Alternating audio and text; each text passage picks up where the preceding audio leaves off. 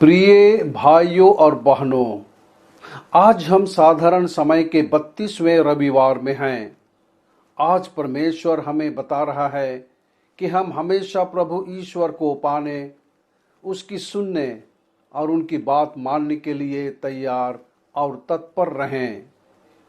ईश्वर को सारी इच्छा, सारे मन, सारे दिल, सारे तन से सेवा करनी चाहिए और उनकी पूजा करनी चाहिए। 3 या 4 हजार साल पहले कोई स्कूल, कॉलेज और विश्वविद्यालय नहीं थे, लेकिन बाइबल का पुस्तक प्रज्ञा ग्रंथ 6वां अध्याय ज्ञान के बारे में बात करता है और इसकी प्रशंसा करता है। प्रज्ञा चमकती है और उसे प्यार करने वालों से मिल जाती है। जो उसकी तलाश करेगा उसे हमेशा मिलेगा।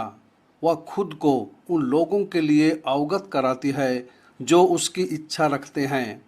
यह चीज़ों के बारे में सरल या साधारण ज्ञान नहीं है।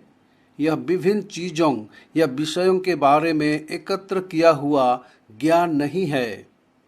यह एक व्यवहारिक ज्ञान है जो मानव को ईश्वर को देखने में मदद करता है और दिखाता है कि एक दूसरे के साथ मानव के रूप में कैसे व्यवहार किया जाए। यह प्रज्ञा मानव गरिमा को पहचानती है, व्यक्ति का सम्मान करती है और हर इंसान को उसकी ज़रूरत में मदद करती है। हम सभी को ईश्वर और मनुष्यों को पहचानने के लिए इस तरह के प्रज्ञा की आवश्यकता है और उन्हें उचित आदर और प्रेम देना है। यह प्रज्ञा लोगों की देखभाल, मदद और प्यार करना सिखाती है। आज का सुसमाचार संत मत्ती अध्याय 25 से लिया गया है। यद्यपि टिप्पणीकारों और लेखकों ने इस दृष्टांत में कई विवरणों को समझाने में कठिनाई पाई है, लेकिन सामान्य शिक्षण या पाठ पर्याप्त स्पष्ट है। दृष्टांत में 10 कुमारियां सभी मसीही का प्रतिनिधित्व करती हैं। बपतिस्मा का संस्कार प्राप्त करने पर एक मसीही स्वर्ग जाने के लिए सड़क पर शुरू करता है। उसे स्वर्ग जाने का निमंत्रण मिला, लेकिन यह केवल शुरुआत है। उससे यह उम्मीद की जाती है कि वह खुद को स्वर्ग जाने के लिए तैयार कर सकता है यदि वह ईश्वर के कानून या आज्ञा के अनुसार आगे बढ़ता है।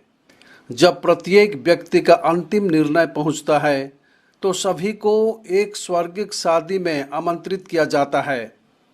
सभी को सही और उचित जीवन जीने और अंतिम दिन के लिए तैयार रहने के लिए पर्याप्त साधन दिए जाएंगे, लेकिन मूर्ख कुंवारी लड़कियों की तरह बहुत से लोग इन साधनों का उपयोग करने में विफल हो जाएंगे और बहुत देर होने पर अपने मूर्खता का एहसास करेंगे। ये वे लोग हैं जो हमेशा अपने कर्तव्यों की उपेक्षा करते हैं, अपनी जिम्मेदारियों की उपेक्षा करते हैं और अपने कार्यों को लापरवाही से करते हैं। कुछ लोग ऐसे भी होते हैं जो कुछ नहीं करते और दूसरों की कमाई पर टिक जाते हैं। एक पुरानी कहावत है, जब सूरज चमकता है तो सूखी घास बनाओ। ईश्वर हमें अच्छा करने के लिए भरपूर अवसर देता है। वह हमें बुद्धि और शारीरिक शक्ति देता है। हमें उनका उपयोग अवश्य करना चाहिए। हम जमीन का एक उदाहरण लें। यदि जमीन में कुछ भी नहीं लगाया जाता है तो केवल घास का घास ही रह जाती है। यदि उसी भूमि पर सब्जियां की खेती की जाती है तो दर्जनों प्रकार की सब्जियां होंगी। काम करो और अपनी रोटी कमाओ। संत पौल बोलते हैं, जो काम करना नहीं चाहता उसे भोजन नहीं दिया जाए। क्या हम पूरी तरह से जाग रहे हैं? क्या हम पूरी तरह से इंसान हैं और कामों और गतिविधियों में व्यस्त हैं? क्या हम अपने जीवन में फलहीन हैं, अपने काम में सुस्त हैं और हम उनमें जिम्मेदारी नहीं लेते हैं? यह तय करना हमारे ऊपर है कि हम कहाँ मिलेंगे, बुद्धिमान कुंवारियों के साथ या मूर्ख लोगों के साथ। क्या हम चौकस और बुद्धिमान कुंवारी लड़कियों की तरह हैं जो जाग चुके थे और तैयार थे, या उन मूर्ख कुंवारी लड़कियों की तरह जो जाग नहीं रहे थे और सो रहे थे और वे तैयार नहीं थे। ईश्वर अच्छा और दयालु है। हम पाप करते हैं, लेकिन ईश्वर हमेशा हमें माफ कर देते हैं। वह हमें पश्चाताप करने और हमारे तरीकों में संशोधन करने का अवसर भी देता है। हम अपने को पहले बदलें और उसके बाद दूसरों को बदलें। आइए हम अपने पापी तरीकों को बदल दें और ईश्वर के साथ निष्ठा का जीवन जिएं।